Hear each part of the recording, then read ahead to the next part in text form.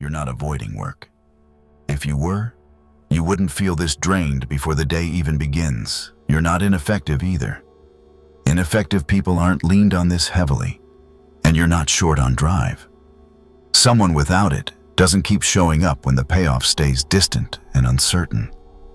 What you're experiencing isn't collapse. It's resistance. The kind that forms when movement continues, but rank stays fixed. You carry weight. You handle pressure. You stay flexible, cooperative, reasonable, yet nothing beneath you seems to lift. That gap isn't random. The world isn't calibrated to reward effort by itself. It reacts to placement. Work without position gets absorbed. Skill without leverage gets exhausted. That's why the most occupied people often feel the least in control. Look closely. The person everyone depends on is rarely the one setting direction. The person holding everything together is rarely given room. This isn't a personal failure.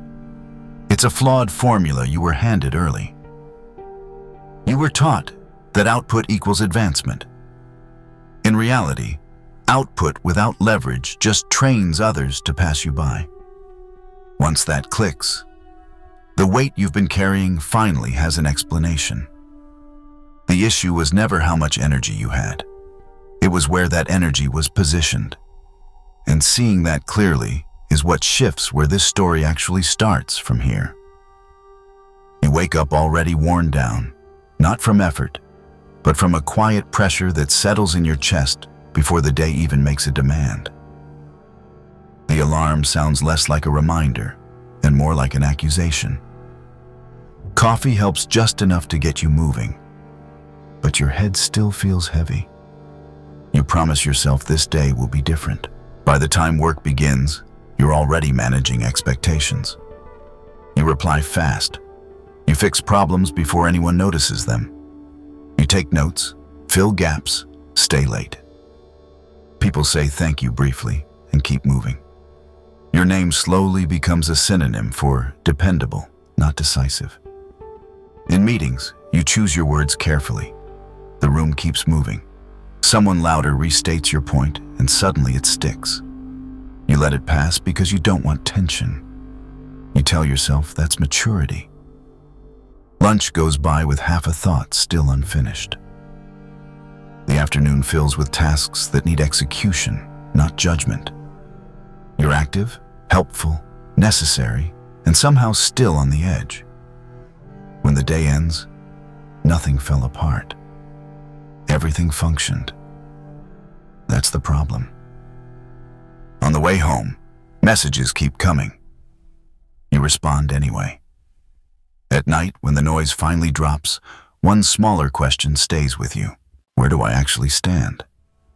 You didn't fail. You didn't check out. You weren't careless. Still, the space you occupy feels tighter than it used to. You replay minor moments. The hesitation before you spoke. The look that skipped past you. The decision made without you in the room.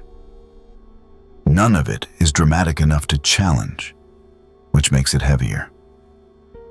This is how the hidden order shows itself. Not through titles, but through weight. Not through rules, but through reaction. The pattern isn't about intelligence or effort. It's about position.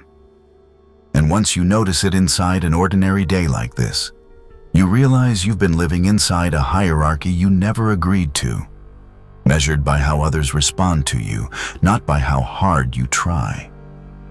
Seeing it clearly is uncomfortable, but clarity is the first step toward choosing your place from here.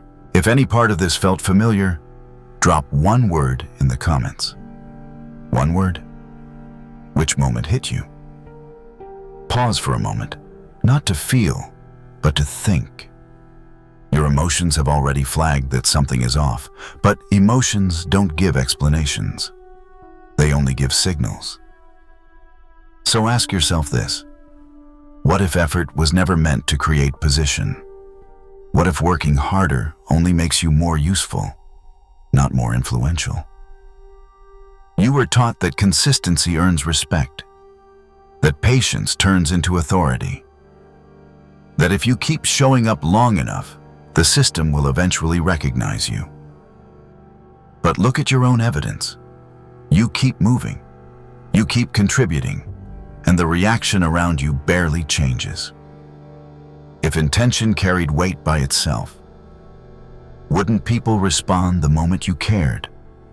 If effort automatically produced leverage, wouldn't your role have expanded by now? So sit with the uncomfortable possibility. What if the rules you're obeying don't reward the qualities you lead with? What if the game isn't rigged, just different from what you were taught? Imagine playing chess while believing you're playing checkers. You make smart moves. You follow the rules you learned, and you still lose. Not because you lack ability, but because you're optimizing for the wrong outcome. That's why the most drained people often hold the least authority. That's why the ones who explain the most are rarely the ones who decide. It isn't personal. It isn't unfair. It's structural. Systems react to signals, not sincerity. They reward position, not effort. Once you see that, the fog starts to lift. You stop asking what's wrong with you and start questioning the framework itself. That shift matters. Because the moment you realize you may be playing the wrong game, you stop running faster and start looking up. And looking up is how you finally see the board you've been standing on the whole time, unaware of the rules shaping every move you made. Once you accept that reality answers actions, not intentions, everything comes into focus. What used to feel chaotic starts to line up. Not errors, not character defects. Just behavioral states people drift into without realizing it. Places where influence slowly bleeds out. These aren't labels. They aren't judgments. They're positions people remain in because, at some point, they worked. The first is constant availability. You reply instantly. You agree before the request fully settles. You take on extra responsibility to keep momentum alive. It appears generous. It feels mature. Over time, it teaches a quiet lesson. Others stop checking your limits. They stop negotiating. They don't appreciate your presence. They assume it. Picture the coworker everyone contacts when something goes wrong. Reliable, crucial, never included when decisions are shaped. Availability without boundaries turns contribution into background noise. Philosophy. What's always reachable rarely carries weight. The second state is constant explanation. You clarify before anyone questions you. You defend choices no one challenged. You layer context to soften edges. You believe clarity creates security. Sometimes it does. But repeated explanation sends another signal. It implies your stance needs approval. Think of the supervisor who spends 10 minutes justifying a call while someone else states theirs once and moves on. The room follows the second. Not because they're smarter, but because their words aren't managing emotion. Explanation expands as authority contracts. Philosophy. Power doesn't come with footnotes. The third state is constant reaction. Something shifts and you feel it immediately. A comment lands. An email tone changes. A glance feels off. You respond quickly to correct, defend, or smooth things over. You think you're protecting your image. In reality, you're letting the environment dictate your rhythm. Imagine the friend who can't let a slight go, or the employee who replies within minutes to fix how they're perceived. The first person to trigger you controls the pace.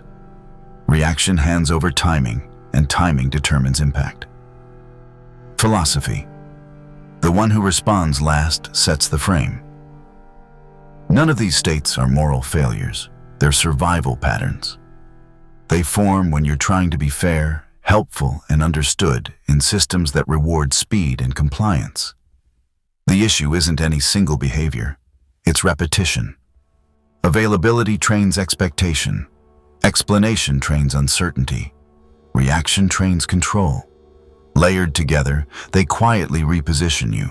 You become dependable without authority, seen but not influential, busy while decision-making drifts elsewhere.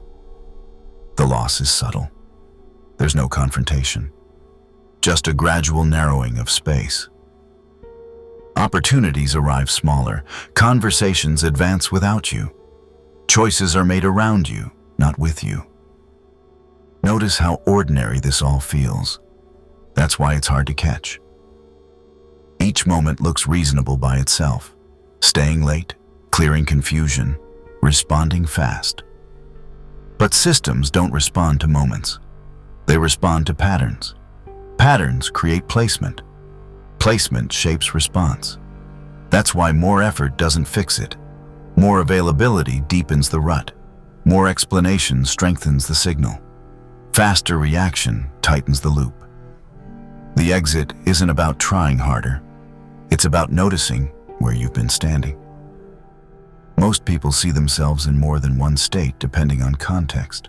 Work pulls availability. Relationships invite explanation. Pressure triggers reaction. The danger isn't visiting these states once. It's living there by default. Repetition teaches others how to treat you without ever saying a word. Eventually, it solidifies into identity. Not because you chose it, but because avoiding tension felt safer. The cost shows up later, when you realize you've been present everywhere except where outcomes are shaped. This isn't meant to shame you. It's meant to reveal where leverage quietly escapes. Awareness breaks the loop, and interruption is the first real shift. When you notice the state activating, you regain choice. You don't have to correct it yet. You only have to see it before it drives you. That pause is where change begins.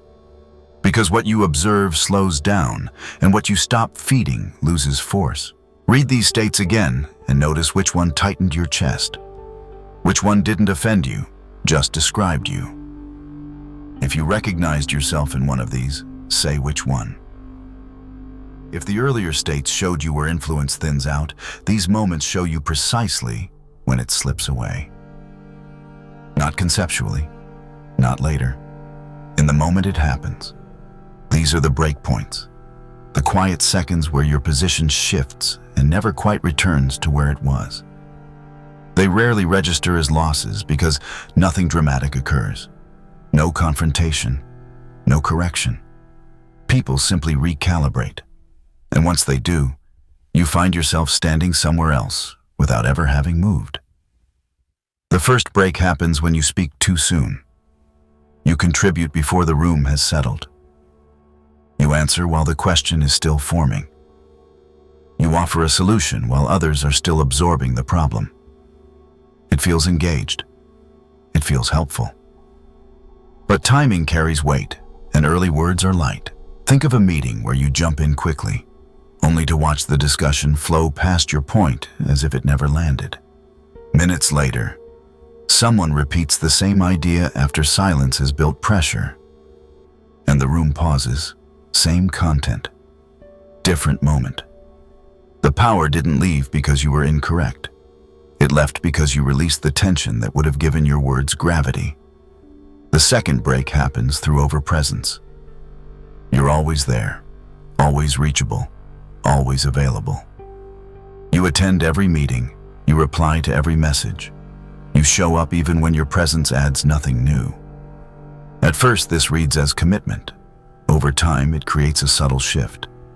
Your absence stops registering. People no longer check whether you should be included. They assume you will be. Presence without selectivity erases contrast. Think of the colleague who is everywhere and never missed. When scarcity disappears, value follows. Power leaves the moment your presence no longer alters the room. The third break appears when you give before being asked.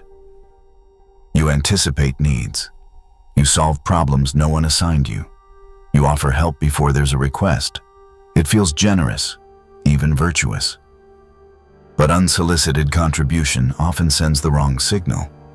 It suggests you're trying to earn relevance. Picture the employee who sends detailed solutions before leadership sets direction. The work might be solid, but it's framed as support, not authority. Power leaves when contribution reads as compensation instead of choice. The fourth break comes from explaining without demand. You feel the urge to clarify, to defend, to add context so nothing is misread. You talk through your reasoning to keep things smooth. But explanation without request shifts the frame. It moves you from decision maker to respondent. Think of the moment you justify a boundary instead of stating it. The explanation invites negotiation. The boundary alone would have ended the exchange. Power leaves when stillness is traded for reassurance. What makes these moments painful is how reasonable they feel. None of them look wrong in isolation. Speaking early feels proactive. Being present feels dependable. Giving feels kind. Explaining feels mature. But systems don't respond to intention. They respond to signal.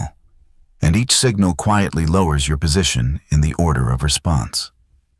You become the one who stabilizes, smooths, and supports, while decisions rise elsewhere. Notice what these breaks share. They all remove friction. They all make things easier immediately. And that's exactly why they cost position. Friction creates value. Tension creates attention. Space creates gravity. When you dissolve those too quickly, you erase the conditions authority needs to form. This is why people who hold position often appear slower, quieter, even less busy. They allow moments to ripen. You can feel these breaks when they happen. The slight drop after you speak and nothing shifts. The dull disappointment when your effort blends into the background. The instant you realize a decision moved forward without you. These aren't personal shortcomings. They're signals that a door just closed. And once you start noticing them, you see how often they've been opening. Not because you were careless, because you were trained to value smoothness over leverage. This pain isn't here to punish you. It's here to orient you, to show you the exact points where choice still exists. Power doesn't disappear randomly. It leaves through specific exits. And once you can see those exits, you can stop walking through them by default. That awareness prepares the next shift, where the same actions, placed differently, begin working for you instead of quietly against you. This is where the confusion finally clears. Nothing you've been doing suddenly turns wrong. The frame shifts and the meaning flips with it. The same behavior, placed at a different moment, produces a completely different result. Speak too early and it sounds nervous. Speak after silence and it carries weight. The idea didn't change. The timing did. Timing isn't politeness, it's leverage. Picture two people offering the same solution. One rushes in to be useful. The other waits until pressure builds. The room leans toward the second, not because they're sharper, but because the moment carried the force for them. Silence follows the same rule. Silence driven by fear shrinks you. Silence chosen deliberately expands you. One feels like retreat, the other feels like gravity. Think of the employee who goes quiet after being dismissed. That silence lowers their presence. Now think of the person who doesn't respond right away, who lets a question hang, who doesn't rush to explain. That silence pulls attention toward them. Same lack of words, different intention. And intention is read faster than language. Kindness plays by this rule too. Kindness without edges leaks away. Kindness with boundaries concentrates. You've watched it happen. The friend who always helps, always listens, always gives slowly fades into the background. Then there's the person who helps selectively, not instantly, not endlessly, not without context. And their help lands heavier because it isn't automatic. The action looks identical. The boundary changes the meaning. Predictable generosity gets priced in. Chosen generosity gets remembered. This is the reframe most people miss. They try to fix behavior instead of frame. They push harder instead of placing better. They think the answer is doing less or becoming colder, but it isn't. It's acting with intention instead of urgency. Machiavellian thinking doesn't tell you to stop caring, it shows you when caring stops working. When effort without timing turns into noise. When silence without intent becomes absence. When kindness without boundaries turns into obligation. Once you see this, your focus shifts. You stop asking what to do and start noticing when something lands. You feel the change in ordinary moments. Emails you don't answer immediately feel heavier.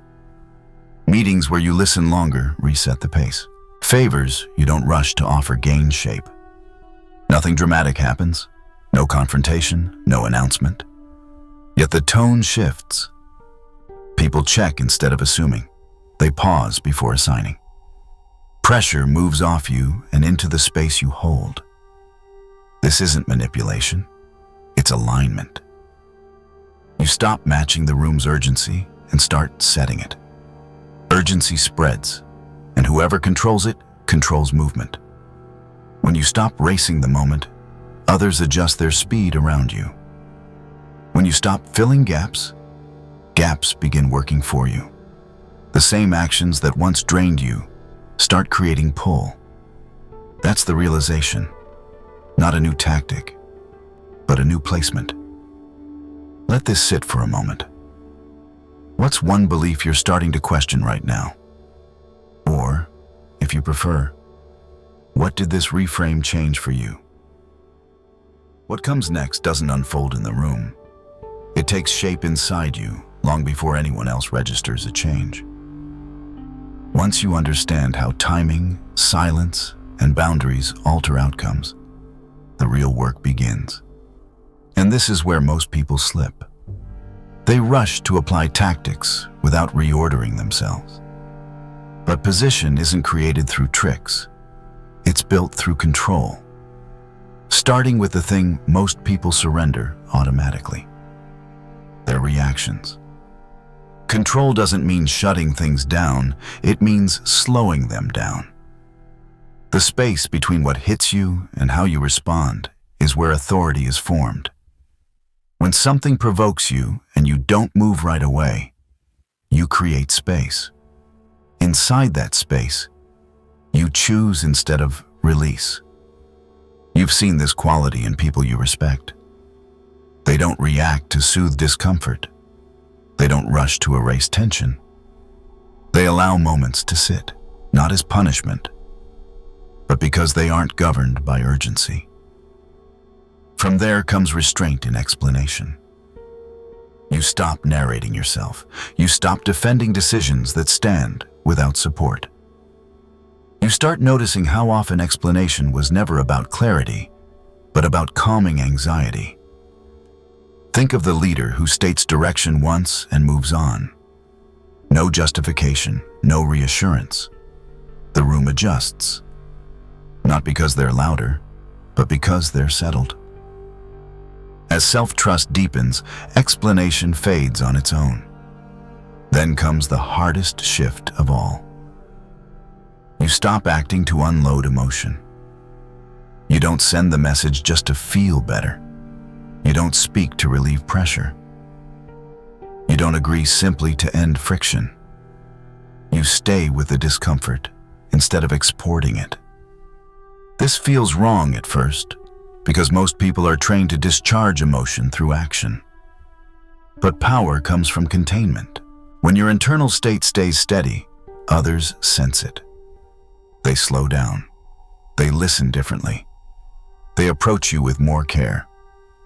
This is how internal order is built. Not every thought earns authority. Not every feeling gets a vote.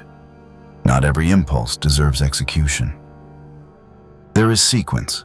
Observation first, decision second, action last. When that order stabilizes, consistency emerges without effort. You don't have to act calm. You are calm. And that calm shifts how people treat you before you ever speak. Over time, subtle changes appear. People check your availability instead of assuming it. Requests replace demands. You feel less pulled, less depleted, less reactive. Nothing dramatic happens, but small shifts accumulate. You stop managing how you're perceived and start occupying space. This isn't about becoming cold or distant. It's about becoming grounded. When your internal world stops chasing relief, your external position stops eroding. You no longer leak leverage through reaction, explanation, or emotional urgency. You move slower, but with more weight. And weight bends rooms without effort. That's how position rebuilds itself. Quietly, internally, from a place where nothing needs to be proven and nothing is rushed anymore. This is the point where many people quietly step away. Not because the idea is complex, not because it's buried in theory, but because it requires action, not agreement. Most people can track the logic this far. They recognize the patterns. They can point to the moments where their standing slipped. They even feel the relief that comes with clarity. And then they pause, not out of confusion, but because clarity threatens who they've been. Changing behavior means releasing the version of yourself that survived by being agreeable, responsive, and easy to work with. That version was rewarded.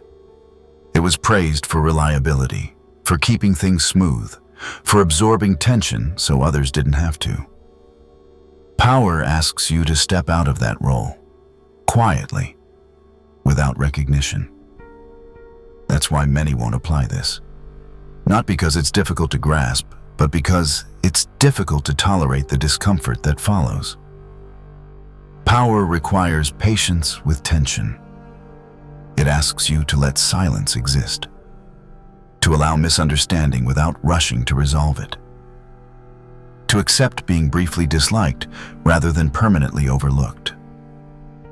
That trade feels wrong to people who were taught that harmony equals safety. So restraint gets labeled arrogance. Boundaries get called coldness. Slowness gets mistaken for weakness. Then old habits return, dressed up as authenticity. Nothing shifts. The explanations get sharper. The position stays the same. This isn't about dominating others. It's about acting deliberately. And deliberateness is isolating at first. You stop filling spaces others expect you to fill. You stop reacting on cue. You stop smoothing edges that never required smoothing. People notice. Some push back. A few adapt. Most test you. That phase is uncomfortable, and it's unavoidable, because position isn't awarded through insight. It's earned through consistency when pressure is present. If you collapse the moment tension appears, the system learns nothing has changed. If you hold, the system adjusts. That's why this isn't for everyone. Not everyone wants the cost. Power isn't good or bad. It's conditional. It responds to behavior over time. And behavior that alters power dynamics always feels risky before it feels right. This space isn't meant to persuade the majority. It exists for the few who are tired of repeating the same patterns and calling it patience, tired of shrinking quietly and calling it maturity. If that description irritates you, that's information. If it steadies you, that's information too. Either way, the truth remains. Insight alone changes nothing. Only altered behavior does. And most people would rather stay comfortable than reposition themselves. There's nothing here to wrap up neatly. No checklist to memorize. No final rule to follow. The real shift starts after this ends, when you notice how you move through the next few moments. How fast you respond. How quickly you explain. How often you step in before you're invited. This work doesn't announce itself. It shows up quietly, in pauses you don't rush to fill, and reactions you choose not to release. Some people will close this video and go right back to what feels familiar. They'll recognize the patterns, feel a brief sting, and then return to the same rhythms because they're comfortable and predictable. Others will carry a different weight forward. Not motivation, not certainty, awareness. And awareness lingers. It changes how you sit in a room, how you listen, how you let silence do part of the work instead of doing it all yourself. You won't explain this shift to anyone. You won't need to. People feel it before they understand it. They adjust their tone. They pause before assuming. They test less. That's how position rebuilds itself. Not loudly, not dramatically. Incrementally, through consistency you don't advertise. This channel isn't here to give answers you can quote. It's here to sharpen perception, so you stop leaking ground without noticing. What you do with that perception is up to you. You can treat this as another idea that passed through your feed. Or you can let one question stay with you and quietly change how you show up. Where did you see yourself? One word is enough. And if you're done returning to the same position with better explanations, you already know the next step. Subscribe, not for content, for the reminder to stay aware when slipping back would be easier.